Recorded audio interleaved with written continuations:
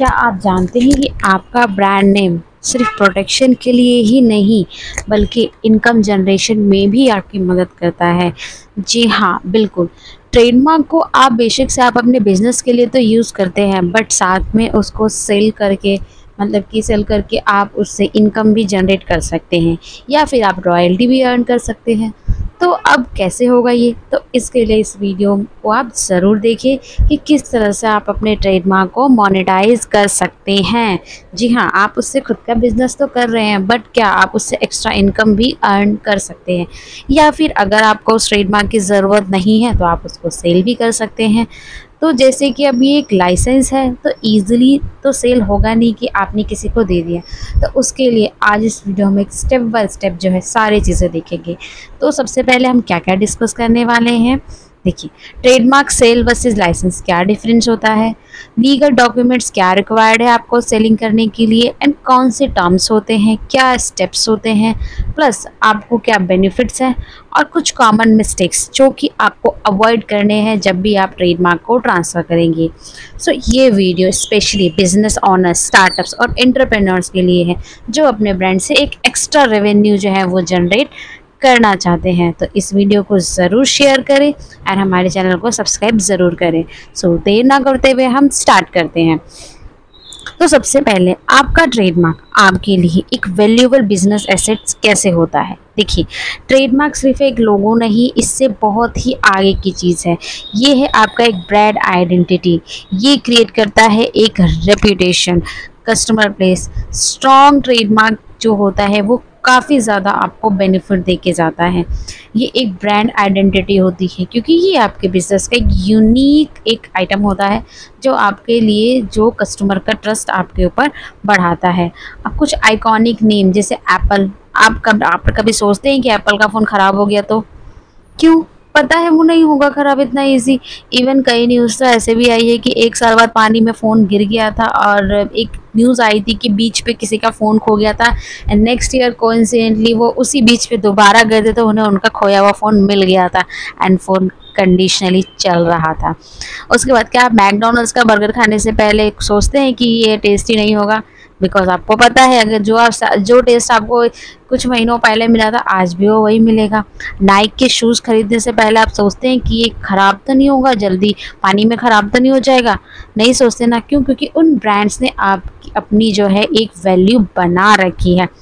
तो ये देखिए, दिखता तो नहीं है, ट्रेडमार्क आप हाथ से टच नहीं कर सकते, ठीक है, उसको एक जगह से दूसरी जगह नहीं रख सकते। ये एक तरह से एक इंटेंजिबल एसेट्स है, लाइक गुडविल।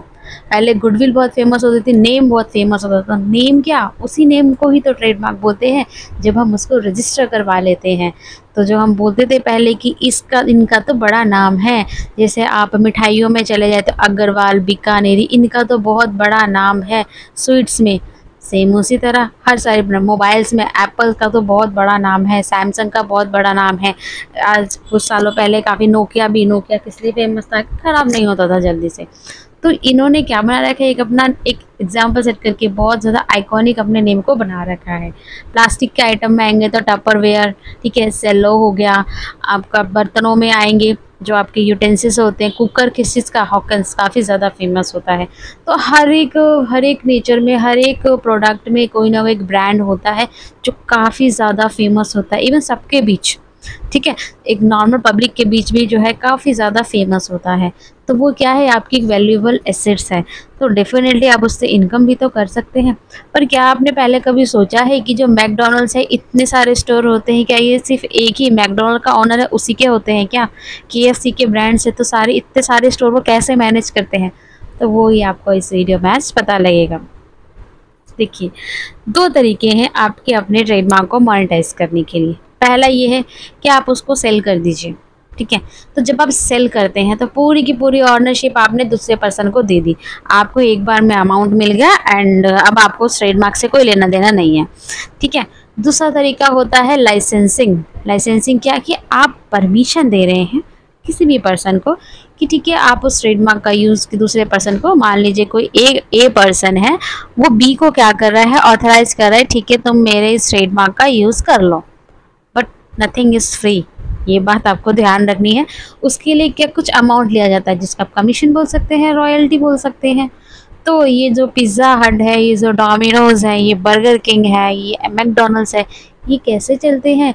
इन्होंने भी क्या कर रखी है, लाइसेंसिंग दे रखी है कि आप इसको यूज़ कर लीजिए। उनके कुछ टर्म्स एंड कंडीशंस होती है। कैसे? जो पिज़्ज़ा हट का लुक यहाँ पे है, दूसरी जगह भी आपको वही लुक मिलेगा, वही टेस्ट मिलेगा, तो ये कुछ टर्म्स एंड कंडीशंस होती है। मैकडॉनल्ड्स का लुक आपको सेम मिलेगा, पिज़्ज़ा हट का सॉरी डोमिनोज़ का लुक आपको सेम मिलेगा। तो ये उनकी कुछ टर्म्स एंड कंडीशन होती है एक स्टैंडर्ड को फॉलो करने के लिए, ठीक है। सो लाइसेंसिंग एक तरह से क्या है, रेंटिंग है। आप रेंट पे आपने अपना ट्रेडमार्क दे दिया, जैसे आप अपनी प्रॉपर्टी को रेंट करते हैं उसी तरह से।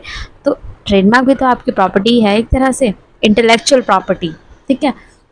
उसको आपने दे दिया, आप उसे मंथली, ईयरली, जो भी आपकी टर्म्स एंड कंडीशन होती है उस हिसाब से जो है आप उनसे फ़ीस जो है वो चार्ज करते हैं। तो जितना बड़ा आपका ब्रांड होगा उस हिसाब से अपनी फ़ीस चार्ज करेंगे। अगर मान लीजिए मैकडॉनल्ड्स फेमस नहीं होता, बर्गर किंग फेमस नहीं होता, तो क्या उनकी कस्टमर इतने ज़्यादा यूज़ करते उसको? लोग नहीं करते ना। तो वही चीज़ होती है। तो जिस हिसाब से जिस ब्रांड की जितनी ज़्यादा वैल्यू होती है उसकी लाइसेंसिंग की कॉस्ट उन्हीं वैसे ही होती है। खैर ये तो दो पार्टीज़ की आपस की बात है। उसके बाद अब हर जगह बेनिफिट है तो लॉस भी होता है। सो प्रॉस एंड कॉन्स क्या होते हैं ट्रेडमार्क को सेल करने के, वो भी देखते हैं। देखिए प्रॉस क्या, अगर आप सेल कर देते हैं ट्रेडमार्क को तो आपको एक बार में एक लमसम अमाउंट मिल जाता है, ठीक है। आपकी एक रिस्पॉन्सिबिलिटी ख़त्म, सामने वाले पर्सन उस ट्रेडमार्क से जो मर्जी वो करे, आप कुछ नहीं बोल सकते, ठीक है। आपकी जो भी कॉस्टिंग पॉलिसी जो भी आपने उस ट्रेडमार्क के साथ लगाई होगी वो सारी ख़त्म हो जाएगी, क्योंकि ये चीज़ है। कॉस्ट क्या है, ये आपको बेनिफिट है। कॉस्ट क्या है, आपका फ्यूचर में अगर कुछ इनकम है वो आपकी नहीं आएगी, ठीक है। आपने उससे कोई उस ट्रेडमार्क को यूज़ करके आपने कोई ब्रांडिंग करी हुई थी तो उस पर आपने खर्चा किया हुआ था, अब वो खर्चा आपके ऊपर गया।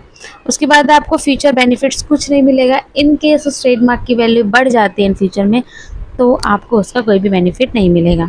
तो फ़ायदा है कि आपको एकदम से ही पेमेंट मिल जाती है। आपको उस ट्रेडमार्क को मैनेज करने में कॉस्टिंग कैसे होती है, डेफिनेटली आपको रिन्यूअल कराना होगा, तो आप उस ट्रेडमार्क के ऑनर है तो आप ही के ऊपर रिन्यूअल हो जाएगी, तो वहाँ से आप बच जाते हैं। ये आपको बेनिफिट है, आपको कोई भी उस ट्रेडमार्क के लिए आगे खर्च करने की ज़रूरत नहीं पड़ती, ये फ़ायदा है। बट लॉस क्या है कि इन फ्यूचर आपको उससे कोई इनकम नहीं होगी, ठीक है। आपके ऊपर आपका जो भी उस ट्रेडमार्क के ऊपर कंट्रोल था, उस ब्रांड के ऊपर कंट्रोल था, वो सारा चला जाता है।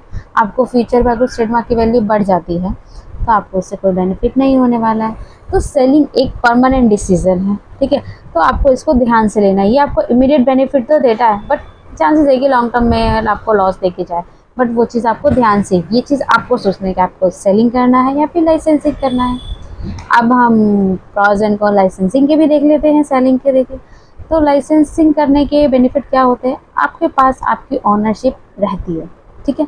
साथ ही साथ आपको रॉयल्टीज़ मिलती रहती है टाइम टू टाइम, जैसे भी आपके टर्म्स एंड कंडीशंस होते हैं मंथली, ईयरली।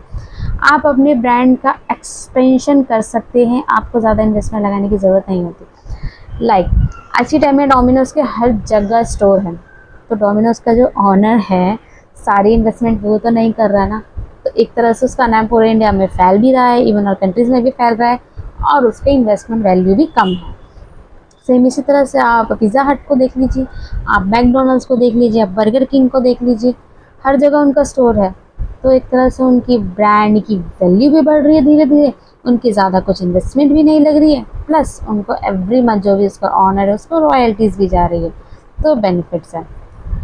अब कुछ इसके कॉन्स भी है। देखिए इतना सब कुछ बेनिफिट लेने के लिए ऐसा नहीं है कि आपने लाइसेंसिंग कर दिया और आप फ्री बैठ गए, नहीं, आपको चेक करना होता है क्वालिटी एंड एफर्ट्स।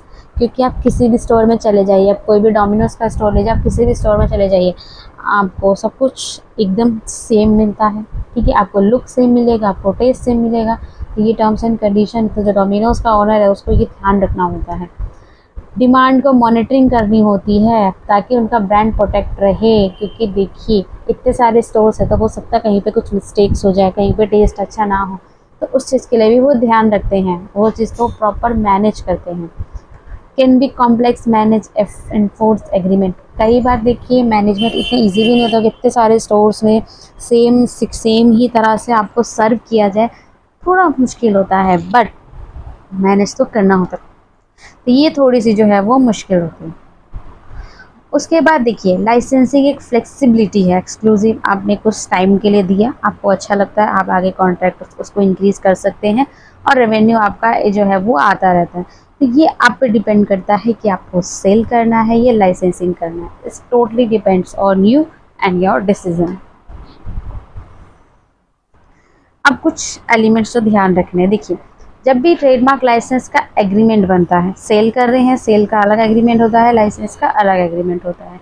जब हम सेल कर रहे होते हैं हम उस ट्रेडमार्क को किसी दूसरे पर्सन पार्टी बिजनेस के ऊपर हम ट्रांसफ़र कर देते हैं, तो उसकी एप्लीकेशन हम ट्रेडमार्क डिपार्टमेंट मतलब जो आईपी की जो साइट होती है आईपी इंडिया की, उस पर हमें वो फाइल करनी होती है। ठीक है, क्योंकि हम किसी को कम्प्लीटली अगर आप ऑनरशिप देंगे, जैसा प्रॉपर्टी का जब प्रॉपर्टी सेल करते हैं तो उसका ऑनरशिप ट्रांसफ़र करते हैं ना रेवेन्यू डिपार्टमेंट में जाके, सेम इसमें भी आईपी डिपार्टमेंट में जाके मतलब ऑनलाइन हो जाता है, आपको जाने की इतनी ज़रूरत नहीं है। ठीक है, बट अभी हम एग्रीमेंट की बात करते हैं।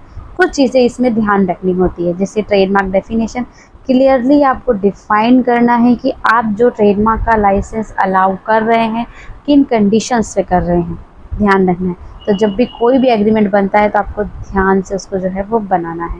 टेरिटरी एंड ड्यूरेशन आपको फिक्स कर देना है कौन से एरिया में सामने वाला पर्सन जो भी बिजनेस है वो आपके ट्रेडमार्क को यूज़ कर सकता है एंड कितने साल तक आप उसको अलाउ कर रहे हैं या फिर कितने मंथ्स, मीन्स कि क्या आपका टाइम ड्यूरेशन रहेगा। तो आपको टर्म्स एंड कंडीशन एकदम करेक्ट सोच समझ के जो है उसमें डालनी है। क्वालिटी कंट्रोल, ठीक है, आपको ये मेंटेन करना होगा कि हर जगह जो है ब्रांड स्टैंडर्ड सेम क्वालिटी के रहे ताकि ब्रांड की रेपुटेशन बनी रहे।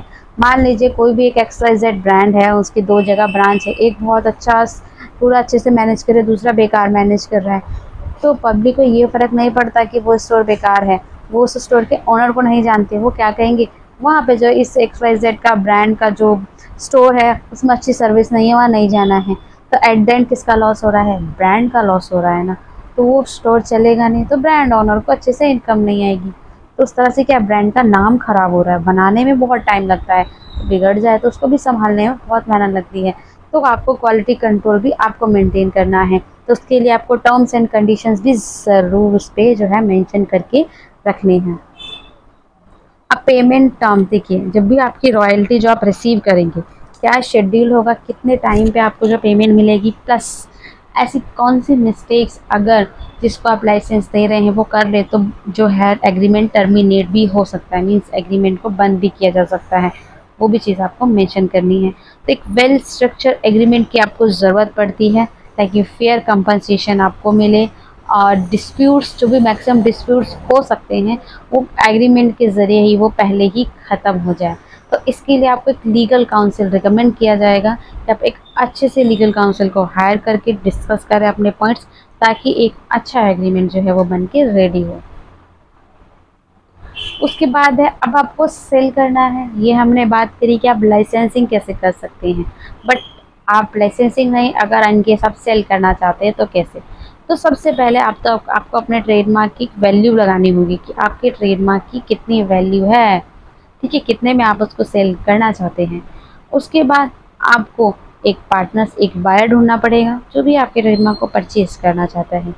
इसके लिए देखिए आप किसी ट्रेडमार्क अटॉर्नी या जो भी ट्रेडमार्क फाइल करते हैं आप किसी को भी बता के भी रख सकते हैं, क्योंकि कई बार हमारे पास भी इस तरह के बिजनेस ओनर्स आते हैं जिनको ट्रेडमार्क रजिस्ट्रेशन की प्रोसेस में नहीं फंसना चाहते, उन्हें एक रजिस्टर्ड ट्रेडमार्क चाहिए होता है।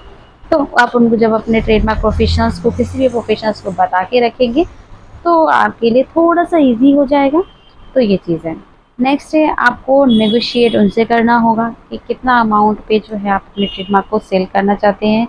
जिस भी पॉइंट पे दोनों पार्टी से एग्री हो जाती है फिर आपका ट्रेडमार्क सेल हो जाएगा। जिस तरह से प्रॉपर्टी सेल की जाती है एक सिंपल एक एग्रीमेंट बनेगा और उस एग्रीमेंट को क्या होता है उसको बोला जाता है ट्रेडमार्क असाइनमेंट। ठीक है, ट्रेडमार्क असाइनमेंट उसको बोला जाता है एंड फिर उसको ट्रेडमार्क डिपार्टमेंट ट्रेडमार्क की जो आईपी इंडिया की वेबसाइट है उस पर उसको फाइल किया जाता है। ठीक है, कुछ टाइम बाद जो है वो ट्रेडमार्क जो है दूसरी पार्टी के नाम पे ट्रांसफ़र हो जाता है। तो ये प्रोसेस हुआ किस तरह से आप अपने ट्रेडमार्क को सेल कर सकते हैं। उसके बाद अब क्वेश्चन ये होगा कि कितना इसकी कोई गवर्नमेंट फीस भी लगती है। यस, आज की डेट में इसकी गवर्नमेंट की फ़ीस की बात करें तो देखिए 9,000 रुपये गवर्नमेंट फीस चार्ज करती है इसके। ठीक है। बट एक कंडीशन है, आप अपने ट्रेडमार्क को सेल करना चाहते हैं तो आपका ट्रेडमार्क एक्टिव होना चाहिए। ठीक है, ऐसा नहीं कि आपका रिन्यूअल पेंडिंग है और आप उसको सेल कर दो। तो सबसे पहले तो आप उसको रिन्यू कराएंगे, अगर रिन्यूअल पेंडिंग है तब आप उसमें जो है ट्रेडमार्क असाइनमेंट मतलब ट्रेडमार्क ट्रांसफ़र की एप्लीकेशन को डाल सकते हैं। उसके बाद protecting your trademark during licensing, और अगर आप लाइसेंस करते हैं तो कुछ प्रोटेक्शन आपको ध्यान रखना होगा। कैसे? सबसे पहले आपको एक स्ट्रिक्ट क्वालिटी कंट्रोल बनाना होगा ताकि आपके ट्रेडमार्क को लॉस ना हो, आपके ब्रांड नेम जो है सिक्योर रहे। आपको अपने ट्रेडमार्क को मॉनिटर करना होगा टाइम टू टाइम, जो भी आपके कॉन्ट्रैक्ट के टर्म्स के अकॉर्डिंग है। जिस तरह से हम अपनी प्रॉपर्टी को रेंट पे देते हैं, कोई भी हमने लोकेशन, कोई भी घर रेंट पे दे दिया या ऑफिस रेंट पे दे दिया, तो हम उसको जाके चेक करते हैं ना कि प्रॉपर्टी का कोई नुकसान तो नहीं हुआ, प्रॉपर्टी ओके कंडीशन में है। तो इसी तरह से आपको अपने ब्रांड नेम को भी चेक करते रहना है। उसके बाद आपको कॉन्ट्रैक्ट टर्म्स को जो है चेक करते, रेगुलर ऑडिट उसकी करते रहनी है। मान लीजिए आप चाहते हैं उसमें कुछ एडिशन करना, तो आप दोनों पार्टी डिस्कस करके आप उसमें एडिशन कर सकते हैं, डिलीशन कर सकते हैं, अपडेशन की ज़रूरत है तो वो कर सकते हैं, बस वो बोथ पार्टीज उस पर एग्री हो। क्वालिटी कंट्रोल एंड मॉनिटरिंग आपको करनी ही है। एक्सपर्ट से आप एडवाइस ज़रूर लें जब भी आप अपना जो है ट्रेडमार्क प्रोटेक्शन का या ट्रेडमार्क लाइसेंसिंग का एग्रीमेंट बनाएंगे। आपके ट्रेडमार्क को प्रोटेक्ट करने के लिए उस पर डेली आपको हमेशा ध्यान ज़रूर रखना है। नेक्स्ट है रियल वर्ल्ड एग्जांपल हम कुछ देते हैं ट्रेडमार्क लाइसेंसिंग के। जो जाइंट बिजनेस होते हैं, मीन्स बड़े बड़े जो बिजनेस होते हैं, वो अपने जो क्या करते हैं ट्रेडमार्क की लाइसेंसिंग को देते हैं। जैसे कि मैंने आपको बताया, फूड बिजनेस में ले लीजिए आप, फूड बिजनेस से ज़्यादा आपको मिलेंगे, प्लस ज्वेलरी के बिजनेस में भी आपको मिलेंगे। ठीक है, कई सारे स्टोर्स होते हैं, आपको हर ब्रांड में, हर बिजनेस में आपको वो मिलेगा ही, आपको नए नए स्टोर्स आपको दिखेंगे। कंक्लूजन देखिए, आपको अपने ट्रेडमार्क को एक पावरफुल बिजनेस एसेट्स में भी जो है चेंज आप कर सकते हैं। आपने कई सारे न्यूज़ भी सुनी होगी कि इस पर कोई बड़े ब्रांड है जिन्हें ट्रेडमार्क की ज़रूरत थी, किसी उनको कोई ट्रेडमार्क पसंद आ गया, वो किसी चीज़ एंड वो उस ट्रेडमार्क का कोई और ऑनर था। तो कई बार कुछ ट्रेडमार्क जो दिखने में छोटे मोटे लगते हैं, बट अगर किसी बड़े बिजनेस को पसंद आ जाए तो वो उसको अच्छे प्राइस पॉइंट पे परचेज भी कर लेते हैं। तो ये आपका डिसीज़न है कि आप उसको सेल करेंगे या फिर उसकी लाइसेंसिंग करेंगे। जो ऑप्शन आपको ठीक लगता है आप उसके साथ जा सकते हैं। बट हाँ, आप दोनों ही केस में ये आपकी एक वैल्यूएबल एसेट्स होती है, तो उसकी एक वैल्यू करेक्ट लगाना बहुत अच्छी बात है। तो रेडी रह जाइए आप अपने ट्रेडमार्क को मोनेटाइज करने के लिए, ताकि आपको उससे अच्छे से अच्छा बेनिफिट मिल सके, क्योंकि ट्रेडमार्क किसी को भी ईजिली नहीं मिलता है। और मैं आज की बात करूं तो आज अगर आप ट्रेडमार्क अप्लाई करेंगे ना, और उस पर आप देखना चाहेंगे कि कितने टाइम में वो आपको मिलने वाला है या फिर कितने टाइम में उसमें अपडेशन आने वाला है, तो क्या लिखा आता है, कुछ नहीं तो कम से कम आपको 500 वर्किंग डेज रहेगा। और 500 वर्किंग डेज अप्रॉक्सीमेट 2 ईयर्स होते हैं। मीन्स एक अपडेट आने के लिए 2 साल उसमें लगना है। 2 साल कितना लंबा टाइम होता है। तो इससे बेहतर यही है कि आपको अगर ट्रेडमार्क किसी से परचेज करके मिल रहा है तो आप उसको लीजिए, और मोनेटाइजेशन मतलब लाइसेंसिंग में मिल रहा है तो लीजिए, अदरवाइज अपना ट्रेडमार्क आप फाइल कर ही सकते हैं। बेस्ट है जिस तरह से भी आपको बिजनेस मॉडल सेलेक्ट करना हो। अब आप जान ही चुके हैं कि ट्रेडमार्क सिर्फ एक रजिस्ट्रेशन ही नहीं